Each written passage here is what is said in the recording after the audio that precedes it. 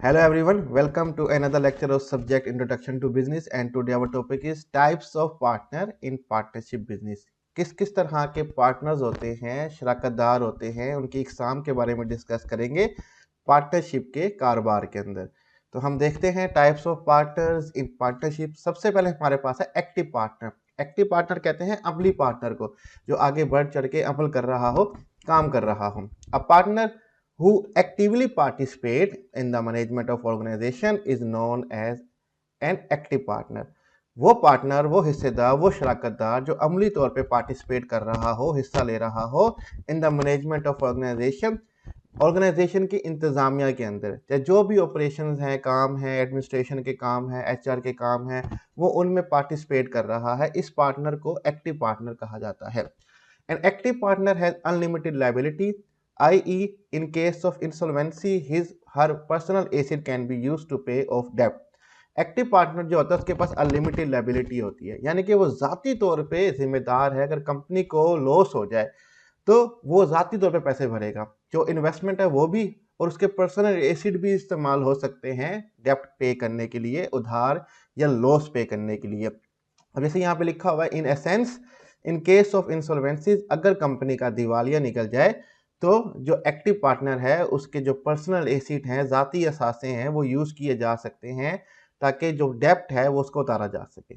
Besides, an active partner also contribute capital in the firm and get a share in the company's profit or loss in return।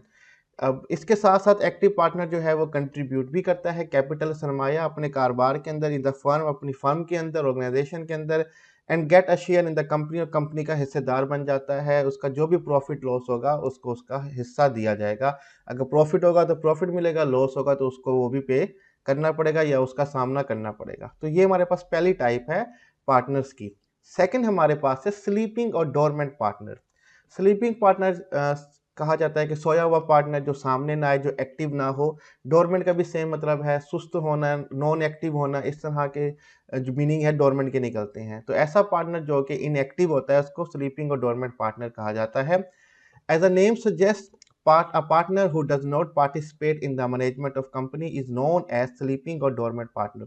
जैसे कि name तजवीज़ किया गया है उसी तरह से ये पार्टनर वो पार्टनर्स होते हैं जो पार्टिसिपेट नहीं करते इन the management of company, company की मैनेजमेंट के अंदर, और इन्हीं को स्लीपिंग और डोरमेंट पार्टनर कहा जाता है।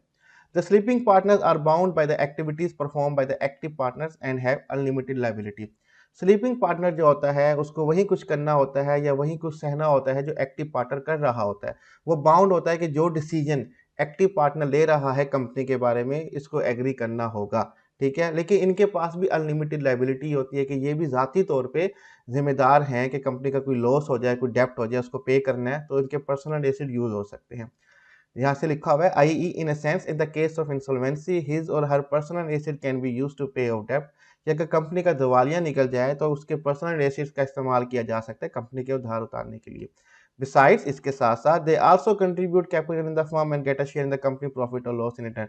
और बिल्कुल एक्टिव पार्टनर के साथ साथ ये भी हैं जो कि अपना कैपिटल, सरमाया ऐड करते हैं कंपनी के अंदर और हिस्सेदार बन जाते हैं, और प्रॉफिट और लॉस के हिस्सेदार बनते हैं। अगर मुनाफा होगा तो दिया जाएगा, लॉस होगा तो वो भी इनको सामना करना पड़ेगा। तो ये हमारे पास सेकंड टाइप हो जाती है स्लीपिंग और डोरमेंट पार्टनर की। नेक्स्ट हमारे पास आ जाता है सीक्रेट पार्टनर। छुपे हुए पार्टनर होते हैं ये। A partner whose association with the firm is kept a secret or is unknown to outsider is known as a secret partner। ऐसा पार्टनर, ऐसा शराकतदार जिसकी कंपनी के साथ एसोसिएशन तो है, ताल्लुक तो है, लेकिन उसके एसोसिएशन को खुफिया रखा गया, सीक्रेट रखा गया है, अननोन है, किसी को नहीं पता, जो ऑर्गेनाइजेशन के बाहर हैं, किसी को उसके बारे में नहीं पता कि वो कौन है, और इसी को सीक्रेट पार्टनर कहा जाता है। A secret partner has unlimited liability, i.e. in case of insolvency, his or her personal asset can be used to pay off debt। बिल्कुल हमारे पास एक्टिव और स्लीपिंग पार्टनर के साथ साथ सीक्रेट पार्टनर की भी अनलिमिटेड लायबिलिटी होती है कि वो ज़ाती तौर पे जिम्मेदार है। कंपनी का कोई भी लॉस होगा तो उसको पे करना पड़ेगा, कोई भी उधार होगा पे करना पड़ेगा। अनलिमिटेड लायबिलिटी का यहाँ पे सिर्फ ये मतलब होता है कि जितनी इन्वेस्टमेंट है वो भी, और जो ज़ाती तौर पे अगर आपके पास कोई चीज़ें हैं और कंपनी का लॉस हो गया, आपने पेमेंट करनी है, तो वो भी आपको बेच के पेमेंट करनी पड़ेगी, ठीक है।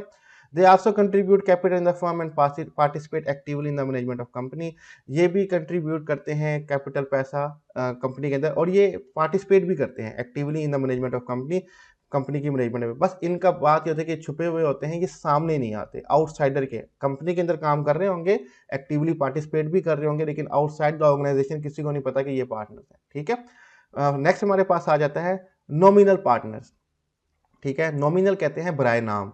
ठीक है, कि हकीकत में नहीं, बराए नाम होना। जैसे हमारी यहाँ जीडीपी वगैरह दिखाई जाती है पाकिस्तान में, इंडिया में, हर कंट्रीज में, बाद वो बराए नाम होती है, नॉमिनल होती है, हकीकत की जीडीपी नहीं होती, महंगाई की बुनियाद पे बनी हुई होती है जीडीपी बस। तो इसी तरह नॉमिनल पार्टनर्स भी होते हैं, बराए नाम पार्टनर्स होते हैं, शराकतदार होते हैं। The partner who are not real partners of the firm are known as nominal partner. ऐसे पार्टनर जो कि रियल पार्टनर नहीं होते किसी भी फर्म के, अपने ऑर्गेनाइजेशन के, उनको नॉमिनल पार्टनर कहा जाता है। They do not contribute capital, do not have unlimited liability, do not participate in the management of the firm, and do not get any share in the profit or loss of the company. ये वो लोग हैं जो कोई पैसा सरमाया contribute नहीं करते, add नहीं करते कंपनी के अंदर, इनके कोई अनलिमिटेड लाइबिलिटी नहीं होती, ये किसी नुकसान के जिम्मेदार नहीं होते ज़ाती तौर पे, ना ही ये पार्टिसिपेट करते हैं कंपनी की इंतजामिया के अंदर, और ना ही इनको कोई प्रॉफिट और शेयर दिया जाता है। ठीक है, their role is as a partner of the firm is only to lend their name and reputation the benefit of company. Basically इनका कोई ख़ास मकाम होता है, ठीक है, इंडस्ट्री के अंदर, या लोग इनको जानते होते हैं बहुत अच्छे से, तो सिर्फ इनका नाम इस्तेमाल करने के लिए कंपनी का पार्टनर इनको बना दिया जाता है, ताकि इनके नाम का फ़ायदा उठाया जा सके। और बाज़ औक़ात इनके नाम की वजह से इनको यानी कि हम डिक्लेयर करते हैं कि ये हमारे पार्टनर है, जिससे हमारी कंपनी को फ़ायदा होगा, तो इनको भी उसके कुछ बेनिफिट्स दिए जाते हैं, कोई पेमेंट दी जाती है। लेकिन कंपनी के मुनाफ़े और लॉस में ये हिस्सेदार बिल्कुल भी नहीं होते। तो ये बराए नाम के पार्टनर्स होते हैं, जो कि कोई एडमिनिस्ट्रेशन के अंदर, कोई कैपिटल के अंदर इनका कोई हिस्सा नहीं होता, ना प्रॉफिट लॉस में कोई हिस्सा होता है। तो ये हमारे पास 4 टाइप्स थी पार्टनर्स की, पार्टनरशिप बिज़नेस के अंदर। स्लाइड्स का लिंक मैं डिस्क्रिप्शन में दे दूँगा, वहाँ से डाउनलोड कर सकते हैं, और कोई भी क्वेश्चन टॉपिक से रिलेटेड आप हमसे पूछ सकते हैं। अपना ख्याल रखिएगा। खुदा हाफ़िज़।